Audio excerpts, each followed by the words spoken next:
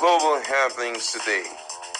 We communicate, we analyze global news. Stay tuned. Hello beautiful people, welcome back to our channel. Right now, Rotimi Ameachi have decided to open up on a lot of things most Nigerians, especially those in Rivers State, do not know. In fact, for a while now, you've noticed that he has been literally avoiding the name nyesom Wike. You're going to find out why that is so. And of course, there is a warning going to nyesom Wike now to desist, that the end is actually on a dangerous path. We're going to give you all of the full juicy details in a moment. Before we do that, kindly subscribe to our channel. Click on it. Now, let's quickly run through the news. Now, according to the news, the former Rivers State Governor, Rotimi Ameachi, has revealed that the current Minister of the Federal Capital Territory, FCT, nyesom Wike, rose through the political ranks under his mentorship when he served as governor. In an interview, the Amaechi, who also served as a Minister of Transport, acknowledged Wike's role as his Chief of Staff during his tenure as a governor, though he expressed reluctancy in mentioning Wike by name. Amaechi stated, "When I became governor, Wike became Chief of Staff, but I don't like calling his name. Name any Rivers politician that didn't pass through me." He emphasized that many prominent politicians in Rivers State had been part of his political journey. Reflecting on his political beginnings, Amaechi recounted how he entered politics at the age of 22, aligning himself with the Rufus George camp, which lacked financial resources but upheld strong values. There were two camps: the Rufus George's camp, poor and broke, and Obule's camp, which was very rich. But those of us who cared about character stayed with Rufus, despite not knowing if we would succeed, Amaechi said. He further credited his rise in politics to integrity and loyalty, sharing how he supported former Governor Peter Odele, who also lacked wealth at the time, but gained prominence due to his character. Now, according to Amaechi, the political climate during his early days was vastly different from the present. He stressed the importance of honesty, noting, "For anybody who passed through me, the first thing you learn is about honesty. If they are honest, then they have done well." But then again, don't forget that nyesom Wike passed through you. But now you don't like mentioning his name. But let's find out the warning they're giving to him. Had actually warned nyesom Wike. This is what he's telling him. He said, now, Ayodele suggested that if Wike continues his political maneuver, he risks facing disgrace in Abuja and ultimately being forgotten in the political landscape of Nigeria. This admonition arises amid a power tussle and struggle between Wike and Rivers State current governor, Siminalayi Fubara. Ayodele cautioned both politicians against turning Rivers State into a battleground for the 2027 election, asserting that Wike's action could destabilize the All Progressive Congress (APC) and ignite conflict with key party members. They shouldn't use Rivers as a battleground for 2027 politics. Wike would tear APC apart, and there's going to be a fight between Wike and top APC members, Ayodele warned. The prophet's statement highlights his belief that Wike's confrontation with Fubara represents a significant misstep, equating it to an attempt to challenge divine authority. Ayodele implores Wike to cease his political strife, cautioning that continued conflict could lead to his political isolation. If he isn't careful, he will not be part of the people that will arrange 2027 politics. He's fighting God through Fubara, and if he doesn't resist, politics will leave him and he will be forgotten. He should stop all these troubles, he declared. Ayodele warnings reflect a growing concern about political observers about the potential fallout from the rivalry between Wike and Fubara. The tension has already escalated, with both leaders exhibiting a reluctance to compromise. Observers note that Wike's past influence in the region might not shield him from the consequences of his actions, especially if Ayodele's prophetic insight prove correct. The cleric further emphasizes the spiritual dimension of the conflict, asserting that divine judgment looms over Rivers State. I know he will not listen, but what will teach him will happen. Ayodele stated, underscoring the notion that political maneuvers might lead to unforeseen repercussions. He posits that Wike will ultimately lose the ability to influence the next gubernatorial election in Rivers, regardless of his current standing. In all of this, Wike will not determine who will become the governor of Rivers in 2027, he concluded. As the political climate in Rivers State continues to evolve, both Wike and Fubara urge to reconsider and urge to consider the implications of their actions on their political futures and the stability of the region. Ayodele warnings serve as a reminder of the complex interplay between politics and spiritual beliefs in Nigeria, highlighting the potential consequences of unchecked ambition and rivalry. With the 2027 elections on the horizon, dynamics between these leaders may not only shape their political careers, but also influence their broader political landscape in the country. Those are some of the words of Primate Ayodele, who over time has been known to give prophecies, particularly political sphere in Nigeria. And for quite a while, he has been very correct in some, if not most, of his prophecy. My colleague is in the house.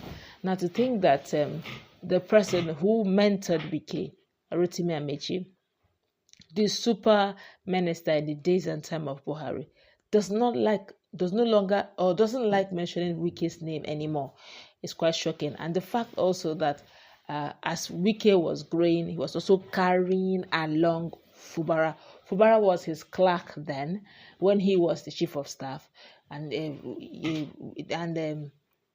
Rotimi Ameachi was the governor. So there was this growing together. So one would understand why Wike seemed very vexed that Fubara could do him this. What's your take on all this drama? Amechi himself has already told Nigerians that Fortunate Rivers is like a city of betrayal, So the thing is like very chronological, this one betrays this one betrays this one, this one betrays this one.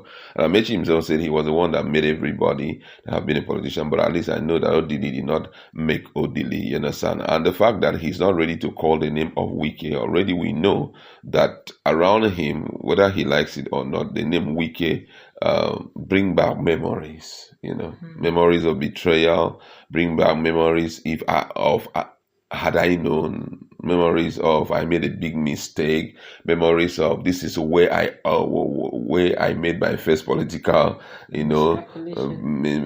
political miscalculation, wrong political decisions and all of that. And seeing that the whole thing is playing out and River State is turning out to be what it is today, somehow he believed that he had been an architect of all of this, because just like he said in his videos, he talked about the fact that he doesn't like to be involved in anything called thuggery, political thuggery, because for him, if anybody's life goes for it, automatically it's as though it's been credited into his account. And he doesn't want to miss heaven, no matter what.